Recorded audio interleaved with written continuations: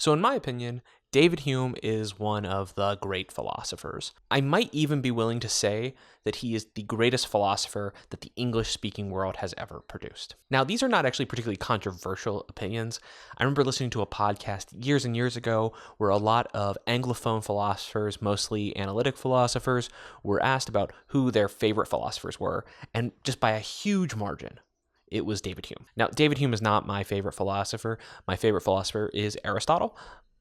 But I can see why people would choose Hume. I would say that any serious student of philosophy, including self-taught students, the kinds of people who might find themselves on this channel who are reading the great books for themselves, but don't have a teacher and have to almost like use me and other YouTubers as a guide, I would say that Hume is still someone you really need to read. Now, here's the good news. Hume is eminently readable. I actually think he's very fun to read. He was a good prose stylist. And as someone pointed out in a comment on an earlier video of mine, Hume's prose is actually remarkably modern. So even though he's been dead for about 250 years, it is still pretty easy for us to read him. Now, just a quick note, a lot of people call Hume a British empiricist.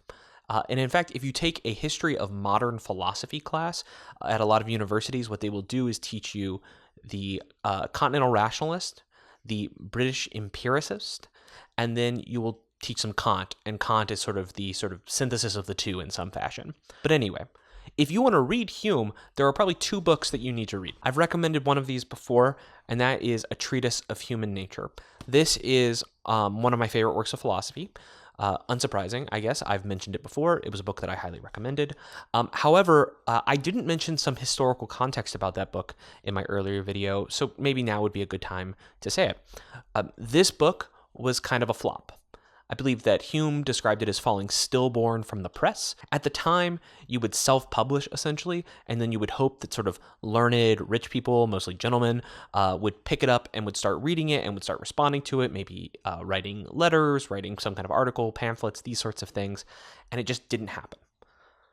I think this is a tragedy because A Treatise of Human Nature is genuinely an amazing book. It's well written. It's compelling. It's really, really weird at times. But it definitely rewards close reading. And I would say that you should read this book. But Hume went on to write a kind of new version of the treatise, and that is an inquiry concerning human understanding. In many ways, the inquiry is sort of like the treatise 2.0. However, I don't think there's a lot of actual shared material. So while some ideas have been developed, you can see clear continuity between the two.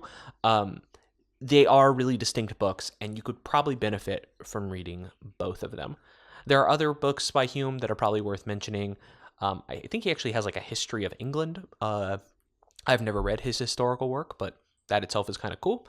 And another thing that you could read are his dialogues concerning natural religion, where he's going to talk a bit about the philosophy of religion. While I am interested in philosophy of religion, I never actually found Hume's work on philosophy of religion all that interesting, just personally. So it's not what I want to discuss in a video like this. Now, a lot of times what I do here is I bring a thinker to your attention, and then I'll talk about him or her and say, here's why you should read them, right? Here's why some of their ideas are interesting, or here's what I'm going to read and what I'm thinking about. Sometimes this has led to a little bit of criticism. If you look at my 8 philosophy books you should read video, a lot of people say that I recommend really hard books and that it would actually turn a beginner off. Let me just say one thing about that really fast. I choose hard books and I choose primary text for a reason. And I do that because I believe that almost anyone who has had at least a high school education and considers themselves a reader can read some of the greatest and hardest works of philosophy if they're willing to put in the time. So I'm not going to make the recommendations simpler because I think that really a lot of the value of philosophy is in the effort and in the reading. Now, it is hard. People will fail at this. In fact, I have failed at it myself sometimes and have had to go back and try to read books that I gave up on. That kind of striving, though, I think it's good for your character, but it's also good for your intellectual formation.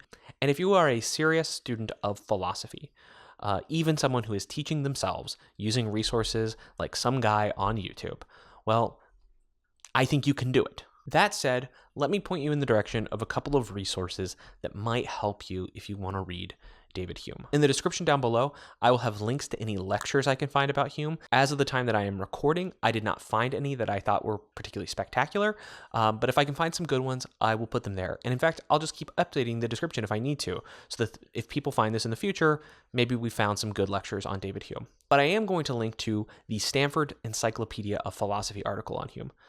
If you don't know about the Stanford Encyclopedia of Philosophy, you are missing out. It is a totally free resource written by some of the best living philosophers, at least those mostly who speak English, and they provide in-depth articles all about great philosophers, topics, historical periods, current controversies. It's really, really great, and it's supported by universities and by some private donors, which means that it's actually totally free for the public. So you should check out that article on David Hume. It'll be down below, but then you should just poke around the Stanford Encyclopedia. Just as a general tip, if you want to learn more about philosophy, search for the Stanford Encyclopedia first, and at least you will find a good bibliography. Maybe you can work your way through. It can also help with clarifying some terminology, which can be really nice and is one of the big challenges about reading philosophy. That said, I do feel like I need to recommend some books too. I don't know if you can find these for free anywhere. With a lot of Hume's work, you can find them for free, which is really great. You can find them on Project Gutenberg, for instance, or a site called Early Modern Text. But these books are secondary literature. They are commentaries almost, or they're kind of explanations of Hume. And I think that they're all very, very good, but they can be a little pricey. Maybe you got to find used links or something like that. I'll put the descriptions and even the ISBNs down below so you can search for it. I don't use affiliate links, at least not now, and so I'm just not going to link to anything directly, but, you can search and try to buy it from someplace that isn't owned by Jeff Bezos. First is this book called The Skeptical Realism of David Hume. It is by John P. Wright. This book was really, really helpful for me as I was reading Hume as a graduate student. I became very interested in actually the link between the formation of ideas, sort of mentally as we're taking impressions, putting them together, forming complex ideas, and judgments about metaphysical possibility and necessity. In contemporary philosophy, this would be put into terms about conceivability and possibility. And I think that Hume might have an interesting theory there. There was like a brief period of time where I thought about writing my dissertation on that topic, and then I realized it would be really hard, and there were other stuff I wanted to write on, so I moved on. But The Skeptical Realism of David Hume was a really nice resource as I started to think about some of those problems. I mean, already you've got a kind of almost paradox in the title. You've got realism, a commitment to there truly, objectively being things out there, usually mind independent. And then we've got the skepticism that Hume is so famous for. And Wright tries to sort of show how Hume is almost navigating between the rocks and the whirlpool. But we also see where some of his philosophical commitments are going to take him in the end. The next one is Cognition and Commitment in Hume's Philosophy by Don Garret. At the time of writing, Don Garret was at the University of North Carolina, Chapel Hill.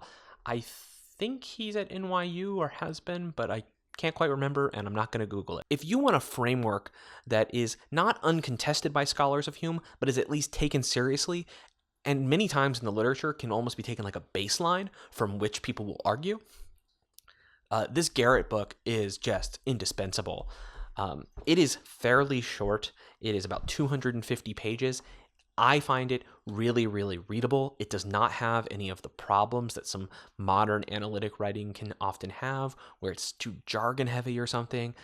I mean, I really think that this is a real paradigm case of great historical writing in philosophy. So you could write a kind of historical work about a thinker where you're like placing him in his context, where you're giving lots of biographical details, almost like a intellectual biography. That's not what Garret is doing here at all. Instead, Garret is giving a kind of philosophical interpretation of what Hume meant and what Hume was trying to do, and placing them in terms that are maybe a little more intelligible to us now, but also showing the sort of philosophical viability of some of the things that Hume wanted to argue for. And then this book is just The Philosophy of David Hume by Norman Kemp Smith. This is another book that's just a classic in Hume studies. In fact, I would almost be willing to bet that if you went to the Journal of Hume Studies, which is just called Hume Studies, and you tried to find which books are cited the most, and you excluded works by David Hume, then I would bet that Garret book is one of them, and I would bet Norman Kemp Smith is going to be pretty high on the list.